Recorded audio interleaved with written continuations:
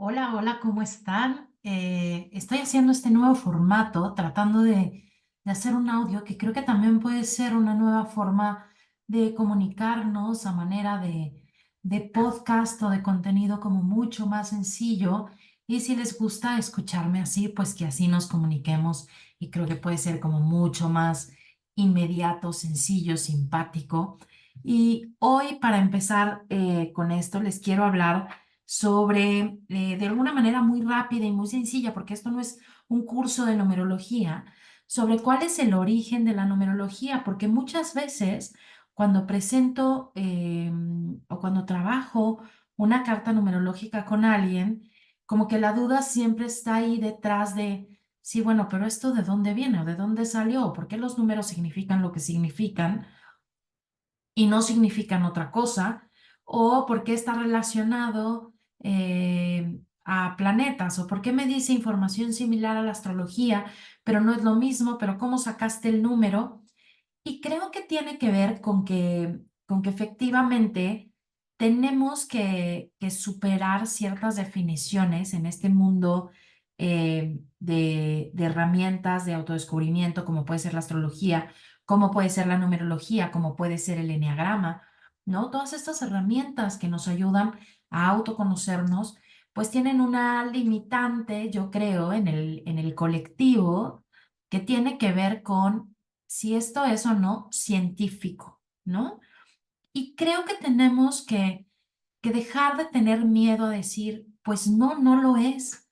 Y si le dices pseudociencia, pues lo es. ¿Y qué más da? ¿No? Que yo creo que esa definición no necesariamente el es científico tiene que aplicar para todo, ¿no? Yo estudié historia del arte y ustedes dirán, ¿qué tiene de ciencia, ciencia como tal, la historia del arte? Pues no, no es una ciencia. Y eso no hace hace menos válido el contenido y toda la información y todo lo que se puede hablar de la historia del arte o del arte en sí mismo, ¿no? ¿Por qué? Porque hay una metodología, hay conceptos, hay definiciones, hay historia y hay disciplina. Y creo que esta es de las cosas que estas herramientas como la numerología tiene que decir, bueno, un poco para qué queremos entrar en la definición de lo científico o lo no científico, pero lo que sí vale la pena entender es cómo fue que se llegó a estos conocimientos, cuál es la historia que traen. Y la historia es antiquísima. Podemos trazar la historia, y esta no es una clase de historia, simplemente es como este diálogo que quiero entablar con ustedes. Y por lo tanto no me voy a centrar ni en fechas ni nada, sino en simplemente irles dando como esta pauta. Podemos trazar los inicios de la numerología en Occidente desde babilonios y sumerios, ¿no? Ellos utilizaban pues sistemas numéricos complejos y asociaban números a dioses y eventos cósmicos, toda esta parte que tenía que ver con vincularlo a fenómenos que ellos estaban experimentando, que pueden tener que ver con lluvia, con movimientos de astros, etcétera, todos estos fenómenos que estaban sucediendo en la realidad y que, bueno, encontraban una explicación o un flujo a través de interpretarlos, ya sea por el movimiento de los astros, sea por los números y todos estos sistemas que fueron desarrollando, que a su vez estaban vinculados a sus dioses. Tenían, por ejemplo, se pueden encontrar tablas de arcilla que tienen cálculos matemáticos y astrológicos, y pues todo esto lo que nos va a reflejar es esta profunda conexión que los sumerios tenían pues entre los números y el universo, ¿no? Sin duda también no sería completa la historia si no habláramos del caso de los egipcios, que también asignaban a los números una importancia dentro de la creación y del orden del cosmos. Entendamos, pues sí, que muchos de estos cálculos que se hacían, pues tenían que ver de nuevo, ¿no? Con cómo estaban viendo que se movían los astros, habría que pensar, y a veces parece algo muy sencillo de considerar, pero se nos olvida que no existían distractores como la cantidad de distractores que tenemos hoy, sea como escucharme a mí, estar en el celular, estar en la computadora, estar haciendo infinidad de cosas, tener la televisión, los medios, la disposición de información, y que en ese mundo antiguo la observación era algo constante, era lo que había, el gran espectáculo del universo, era lo que mantenía mucho de la observación que hacían las personas, y por lo tanto, pues estaban viendo en todos estos movimientos, sí tenían, digamos, una cualidad matemática y numerológica que le fueron asignando, y sobre todo podemos ver ciertas cosas de geometría sagrada, o lo que se entiende como geometría sagrada en Egipto, ¿no? Este es el caso de la construcción de pirámides y templos que tienen, no solo en el caso de Egipto, sino de muchas de las civilizaciones antiguas, pues tienen todas estas pautas matemáticas y cósmicas, ¿no? Sin que esto yo esté diciendo tenga cualidades mágicas, ¿no? Creo que eso sería objeto de otra plática completamente diferente, pero sí, lo que sí podemos entender y ver en estas civilizaciones es que ya existía esa relación entre el universo, los números y la matemática. Podemos pensar incluso civilizaciones mucho posteriores, como es la civilización maya, en el caso de Mesoamérica, aquí en México, bueno, lo que hoy es México, pues que también tenían sistemas de numéricos, ¿no? Y esos sistemas numéricos tenían relación con su observación al universo, a los eventos cósmicos, y a su vez se aplicaban dentro de su arquitectura en lo que podría entenderse como geometría sagrada, ¿no? Y creo que obviamente esto es plantearlo desde unos términos muy generales, pero que nos ayuda ya a darnos cuenta cómo desde la antigüedad y en distintos lugares del planeta, pues existía esta disposición a ver todo lo que tiene que ver con el universo asociado a números. Entonces, Pitágoras, que fue un hombre, vamos a decir, muy curioso, perdón, tuve aquí una pausa en este podcast improvisado. Les decía, Pitágoras fue un hombre que vamos a ponerle el mote, un hombre muy curioso, fue un hombre que aunque hoy incluso existen dudas de si realmente hizo todo lo que hizo o no hizo todo lo que dicen que hizo, pues bueno, podemos ver un hombre filósofo, pensador, científico de su tiempo, ¿no? Aunque hoy todo lo que haya hecho, pues obviamente es pseudociencia, científico de su tiempo, que abordó un montón de temas y desarrolló sistemas importantes matemáticos que los conocemos, ¿no? Este es el caso del teorema de Pitágoras, que hoy se sigue enseñando en las escuelas, y que tiene una aplicación, pero al mismo tiempo, pues fue un hombre que viajó mucho, ¿no? Él vivió entre el 570 y el 495 antes de Cristo, aproximadamente, aunque no existen certezas sobre cuáles son los años exactos en los que vivió Pitágoras, ¿no? Porque no existen relatos contemporáneos de Pitágoras. Uno de los textos que tengo pendientes para leer este 2024, y espero que me dé tiempo porque se me acumulan las lecturas, es un libro justamente de todas las biografías de Pitágoras, y tengo muchas ganas de leerlo. Pero bueno, este hombre del que no tenemos mucha claridad porque existen pocos relatos de su tiempo, pues viajó, ¿no? Viajó muchísimo. Viajó por Egipto, viajó por Babilonia, y entonces todos estos conocimientos matemáticos, filosóficos, cósmicos, y de alguna manera con ciertos toques espirituales, ¿no? Para explicarnos el qué hace el hombre aquí, qué estamos haciendo todos aquí en esta existencia. Bueno, pues él en todos estos viajes fue recogiendo todos estos conocimientos, fue recogiendo tradiciones místicas y filosóficas, obviamente, en todas estas culturas, y poco a poco empezó a integrar elementos de todas estas tradiciones y también a consolidar lo que hoy entendemos como numerología, numerología pitagórica, que en sí, ahorita hablaremos de eso, pues se ha desarrollado mucho más en el siglo XX-XXI que lo que se desarrolló en la antigüedad, por supuesto.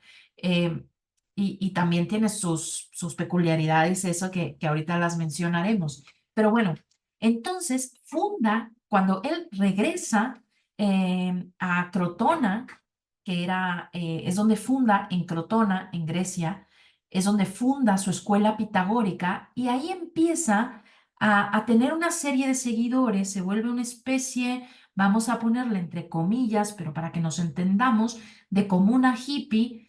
Em, en Crotona, les dije Grecia, pero no es Grecia, es Italia.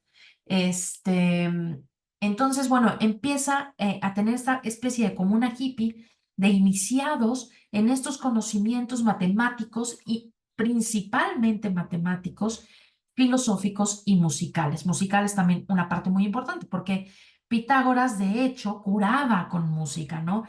Empieza a ver la extensión de las cuerdas y las vibraciones que generan, y esas vibraciones tenían cualidades, y esas cualidades estaban expresas en números, y esos números a su vez contenían un significado que se fue asociando a arquetipos que explicaban la realidad, los síntomas, las patologías, etcétera, de la gente que se acercaba a la escuela pitagórica para ser sanado.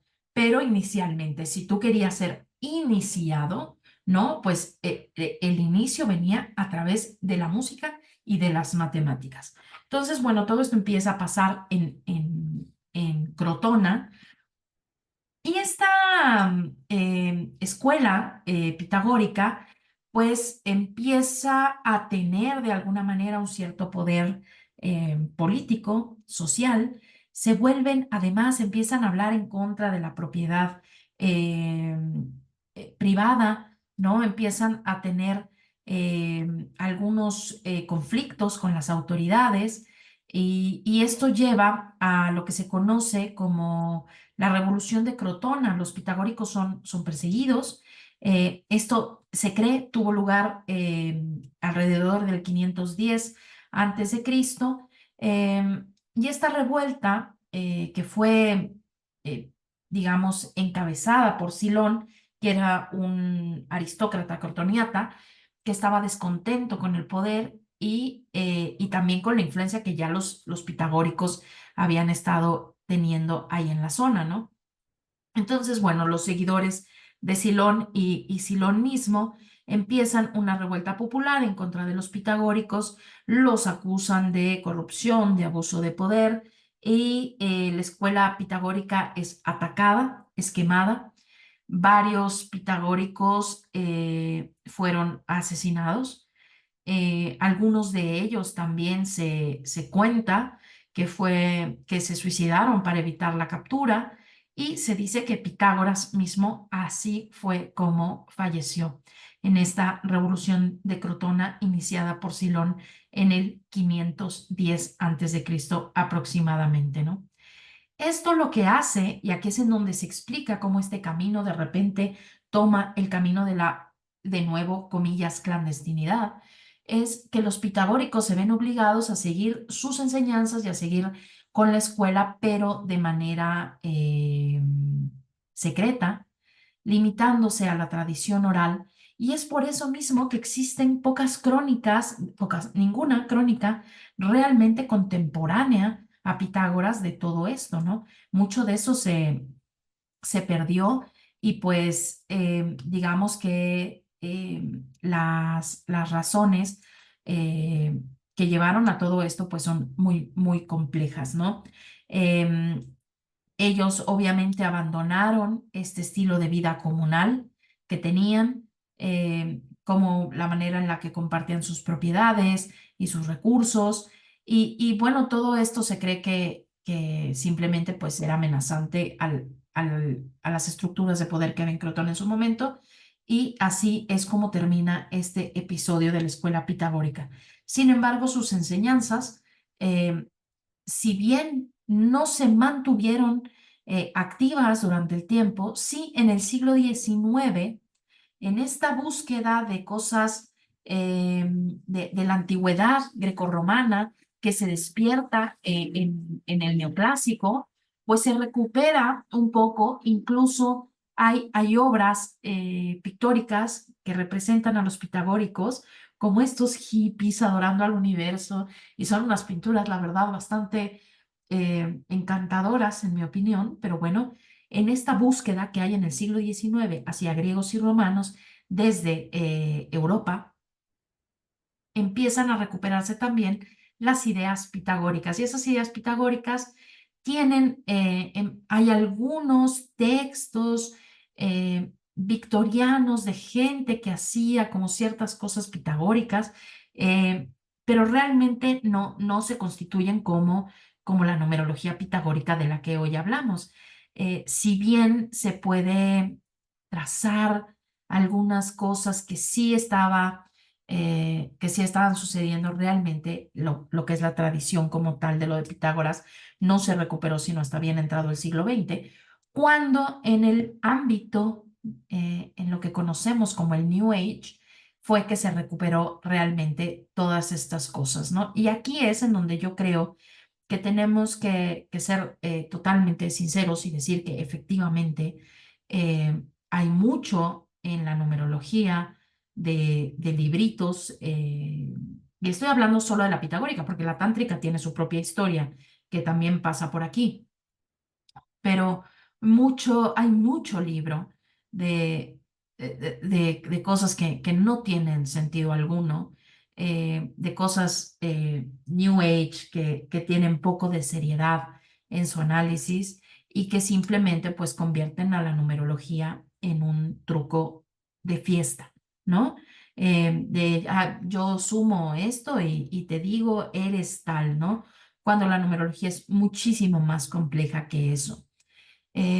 No sé si toda esta historia te parezca interesante, pero a mí a lo que me lleva a todo esto es que efectivamente no el hecho de haber sido consolidado esta información por Pitágoras eh, hace que la numerología que hoy conocemos como numerología pitagórica sea ciencia, pero sí existe, tiene una historia, tiene una disciplina y tiene una metodología. Y ha habido muchos estudiosos a lo largo de los últimos probablemente 50 años que han trabajado en consolidar la interpretación, los arquetipos, eh, y también traerla al siglo XXI, viendo realmente cómo es que todos estos arquetipos, que son lo que son, no cambian, pues digamos, se pueden seguir viendo en nuestra realidad cotidiana. Hoy en día la numerología pitagórica es mucho más compleja que lo que en su momento pudo haber enseñado Pitágoras, si es que podemos decir que lo enseñó, pero sí sabemos que Pitágoras tenía un sistema de diagnóstico numérico, que ese sistema de diagnóstico numérico estaba relacionado a ciertos arquetipos y que esos arquetipos estaban en una escala del 1 al 9, ¿no? Y eso sigue rigiendo a la numerología pitagórica, con con las excepciones de cosas que se han ido integrando, como puede ser los números maestros, y otros sistemas para conocer, eh, pues, cómo podemos utilizar esta herramienta como una herramienta de autodescubrimiento y de desarrollo personal. Si podemos resumir, si puedo resumir esto en algo, es que, que buscar ponerle el mote de ciencia a estas disciplinas es un camino infértil. No veo en dónde nos beneficia decirle que es ciencia y en dónde nos perjudica que se diga que no lo es. Creo que el poder de la herramienta está en escuchar lo que te tiene que decir y con criterio y con conciencia, eh, pues realmente tomar el conocimiento que a lo largo del tiempo se ha ido construyendo, ¿no? Porque por supuesto hoy en día hay mucha más información metida dentro de los arquetipos numéricos, hay muchas más técnicas interpretativas y todo eso es resultado del estudio profundo, sistemático, constante de muchas personas que han tomado con gran seriedad esta herramienta, como sucede bien con la astrología, ¿no? Y que pues debemos tomar lo mejor de lo que nos ofrece, utilizarlo para nuestro crecimiento, para nuestro desarrollo y dejarnos de creencias que solo limitan el enorme potencial que una herramienta como la numerología nos puede ofrecer. Esto solo tiene que ver con la numerología pitagórica, es una reflexión que quería hacer. Creo que como siempre ya me extendí muchísimo, pero si te gusta, si te parece interesante este nuevo formato, dame like, coméntame. Quiero hablar sobre esto, quiero entablar un diálogo contigo y quiero sobre todo que esta información sea para tu mayor provecho y tu mejor crecimiento. Entonces, eso es todo. A la hora que me escuches, adiós.